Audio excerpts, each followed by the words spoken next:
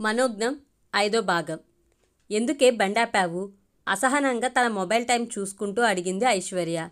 ఎందుకో కానీ traffic jam అయిందక్కా, ముందు గుమిగూడిన జనాన్ని చూస్తూ చెప్పింది మనోజ్ఞ.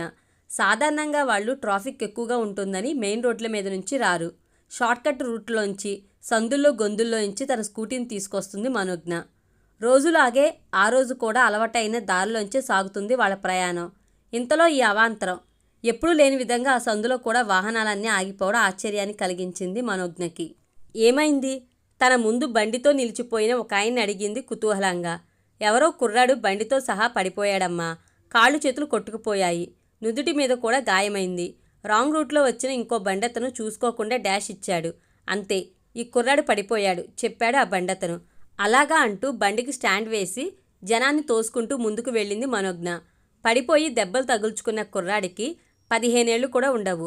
ఆ వయసుకే పెద్ద మొనగాళ్ల బండి నడపడానికి ప్రయత్నించి చేతకాక కింద పడ్డాడు. ఇంకా నయం, చిన్న దెబ్బలతో సరిపోయింది జాలిగా అనుకుంది మనోజ్ఞ. గాయాలై రక్తం కారుతున్న ఆ కుర్రాడిని వినోదంగా చూస్తూ ఎవరికి తోచిన విధంగా వాళ్ళు కామెంట్స్ పాస్ చేస్తున్నారే కానీ ఎవరూ కూడా అతడికి ఫస్ట్ ఎయిడ్ చేసే ప్రయత్నం చేయడం లేదు. పక్కనే ఉన్న ఇంకో బండి దగ్గర నిలబడి ఉన్న ఓ యువకుడి మీద పడింది మనోజ్ఞ చూపు. 6 అడుగుల ఎత్తు, పచ్చని శరీర ఛాయ, తీక్షణమైన చూపులు, తీరైన విగ్రహంతో చాలా బలంగా కనిపిస్తున్నాడు. అతడే వెళ్ళి పక్కనున్న షాప్లో వాటర్ బాటిల్ కొని తెచ్చి పడిపోయిన కుర్రాడి చేత తాగించసాగాడు. యాక్సిడెంట్ చేసినది ఈ మహానుభావుడే కాబోలు. చేసినదంతా చేసి ఉపచారాలు చేస్తున్నాడు. పోనీలే, ఆ మాత్రం బాధ్యతన్నా పాటించాడు. ఆ యువకుడే యాక్సిడెంట్ చేశాడేమోనన్న ఉద్దేశంతో అనుకుంది మనోజ్ఞ. ఆమెను అనుసరిస్తూ వచ్చిన ఐశ్వర్య చెల్లెలి వీపు మీద తడుతూ, ఏమిటే ఇక్కడ అంటుకుపోయావు స్టిక్కర్లా? నీకు తలదూచేందుకు ఇంకో కొత్త మేట దొరికినట్టుంది. కర్మ, ఇలా వీలవకపోతే వేరే రూట్లోంచి పోదాము. నువ్విక్కడే మంతనాలు చేస్తూ ఉంటే అక్కడ నాకు ఎగ్జామ్కి టైం అయిపోతుంది. ఇవాటి నుంచి మాకు ఇంటర్నల్ ఎగ్జామ్స్. పద ఎవరినో అడిగి విషయం తెలుసుకోవాలని ప్రయత్నిస్తున్న మనోజ్ఞని తొందర చేసింది. ఇంకా కాసేపు అక్కడే ఉండి దెబ్బలు తగిలిన కుర్రాడికి ఫస్ట్ ఎయిడ్ చేయించి మరీ రావాలని ఉంది మనోజ్ఞకు. కానీ అక్క సమయం మించిపోతుందని ఆదుద్దా పట్టంతో ఆ పని చేయలేకపోతుంది. స్కూటీని రివర్స్ చేసి ఇంకో సందులోంచి మళ్లించింది. ఐశ్వర్యని కాలేజీ బస్సు వచ్చే చోటు దగ్గరికి డ్రాప్ చేసేసి తన కాలేజీకి వెళ్ళింది. క్లాస్ రూమ్లో కూర్చుందన్న మాటే గాని లెక్చరర్స్ చెప్పే పాఠాలేవి తలకెక్కడం లేదు. కళ్ల ముందు దెబ్బలతో అమాయకంగా చూస్తున్న ఆ కుర్రాడే మెదలసాగాడు. లంచ్ అవర్ దాకా వెయిట్ చేసిన మనోజ్ఞ ఇక ఆగలేకపోయింది. ఆ కుర్రాడికి ఏమైందో తెలుసుకునేదాకా మనశ్శాంతి కలిగేలా లేదు అనుకుంటూ ప్రిన్సిపల్ గారిని పర్మిషన్ అడిగి అక్కడి నుంచి బయటపడింది. తిన్నగా పొద్దున యాక్సిడెంట్ అయిన ప్రదేశానికి వెళ్ళి ఎప్పుడూ అక్కడ కొబ్బరి బొండాలు అమ్ముకునే వ్యక్తిని ఆ కుర్రాడి సంగతి ఏమైందని విచారించింది. ఆ కుర్రాడా?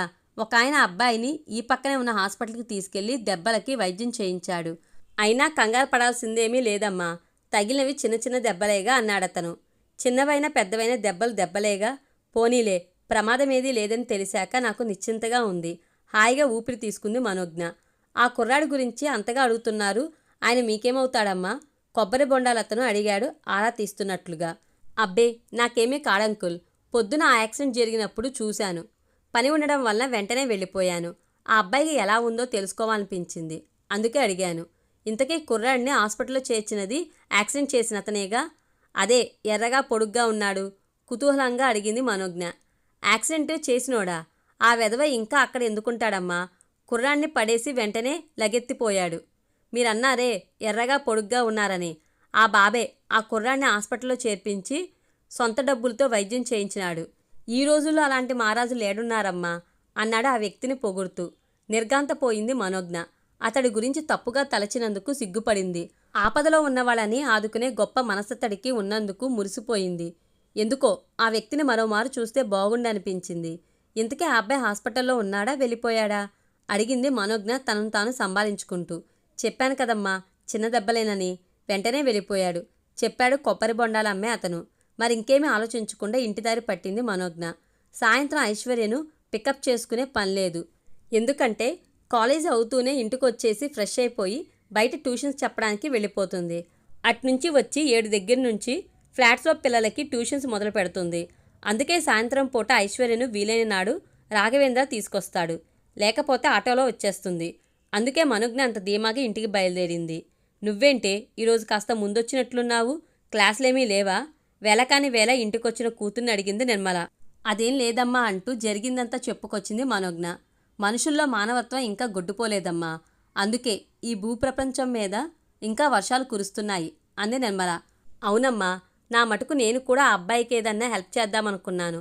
కానీ అక్క నసొకటి. కాలేజ్కి టైం అయిపోతుందంటూ ఒకటే గోల. అందుకే అలా వెళ్ళిపోవాల్సి వచ్చింది. అసలు నేను అతడే యాక్సిడెంట్ చేసుంటాడని అపోహపడ్డాను. అందుకే ఆ కుర్రాడి పట్ల ఇంత శ్రద్ధ తీసుకుంటున్నాడని అనుకున్నాను. నా ఊహ తప్పని ఆ తర్వాత తెలిసింది అంది మనోజ్ఞ తప్పు చేసినట్లుగా. నువ్వేంట్లే, విషయం తెలియని ఎవరైనా అలానే అనుకుంటారు అనునయించింది నిర్మల. తల్లి ఊరడింపుతో కుదుట పడింది మనోజ్ఞ. ఫ్రెష్ అయి కాసేపు రెస్ట్ తీసుకుని ట్యూషన్ చెప్పడానికి బయలుదేరింది. ఆమె ట్యూషన్ చెప్పే ఇల్లు అక్కడికి కాస్త దగ్గరే. ఆ పిల్లలు 4:30 కల్లా స్కూల్ నుంచి వచ్చేస్తారు. వాళ్ళు కాస్త సేద తీరేసరికి మనోజ్ఞ అక్కడికి చేరుకుంటుంది. స్కూల్లో వాళ్ళకిచ్చిన హోంవర్క్లు కంప్లీట్ చేయించి డౌట్స్ ఏమన్నా ఉంటే క్లారిఫై చేసేసి కరెక్ట్గా 6:30కి ఇల్లు చేరుకుంటుంది. 7 నుంచి తమ ఫ్లాట్స్లో పిల్లలకి పాఠాలు మొదలెడుతుంది. వాళ్ళకి ట్యూషన్ చెప్పడం ముగిసేసరికి 8:30 అవుతుంది. అప్పుడు ఇంట్లోకి వెళ్ళి భోజనం చేసి తన చదివేదో చూసుకుని పడుకుంటుంది. మళ్ళీ తెల్లారేసరికి తల్లితో పాటు లేచిపోయి కాసేపు చదువుకుని తల్లికి పనుల్లో సాయం చేసి కాలేజ్కి బయలుదేరుతుంది. ఇది అటు ఇటుగా మనోజ్ఞ దినచర్య. పొద్దుట లేచి యంత్రంలా కష్టపడే చిన్న కూతుర్ని చూస్తే జాలి ఉంచుకొస్తుంది నిర్మలకి. పసిదాని శ్రమ లేనిదే జీవితం గడవకుండా ఉందని వాపోతుంది. అప్పుడప్పుడు ఐశ్వర్యని పనిలో సహాయం చేయమని కోరినా ఆమె అటు పుల్ల తీసి ఇటు పెట్టదు. తాను చదివేది అల్లాటప్ప చదువు కాదని, టెక్నికల్ కోర్స్ కావడం వల్ల ఎక్కువగా కష్టపడాల్సి ఉంటుందని ఏవేవో కుంటి సాకులు చెప్పి పని ఎగవేస్తుంది. తలుచుకుంటే తల్లికి కాస్తంత సాయం చేయాలన్న తలంపే ఉంటే అదేమీ పెద్ద విషయం కాదు.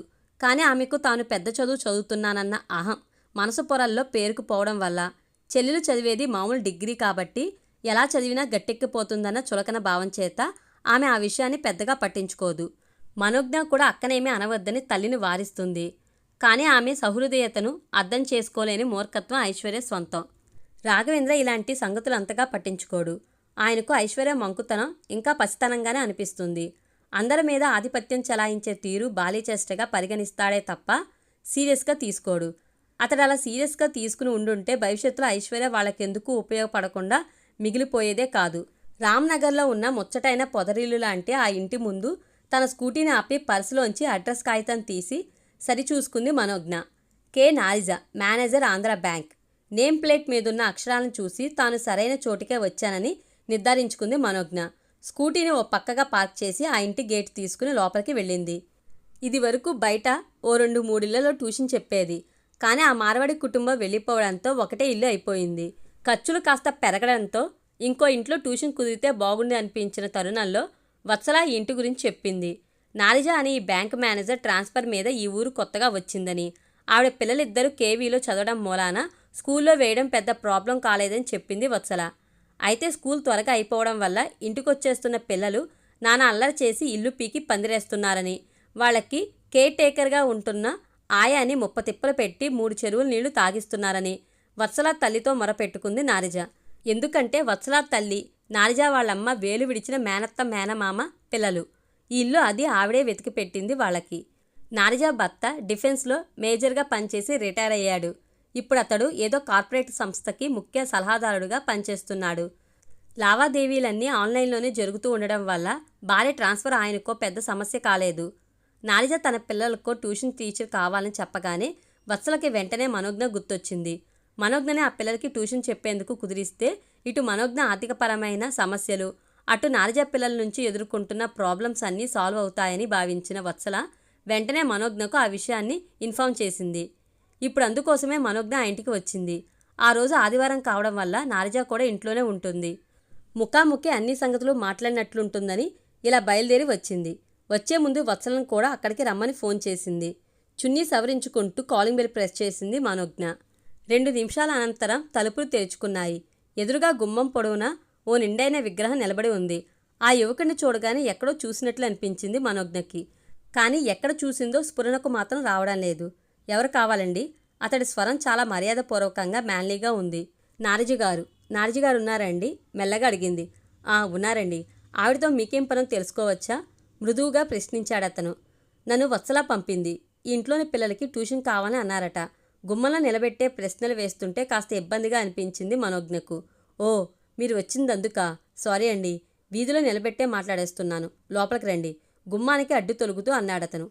కాలేజీ స్టూడెంట్లా కనిపిస్తున్న ఈ పిల్ల ట్యూషన్ టీచర్ అంటే నమ్మశక్యంగా లేదతనికి. మనోజ్ఞ లోపలికి వెళ్ళి అతడు చూపించిన సోఫాలో ఓ మూలగా ఒదిగి కూర్చుంది బిడియం పడుతూనే. అతడు లోపలికి వెళ్ళి అక్కను పిలుచుకొచ్చాడు.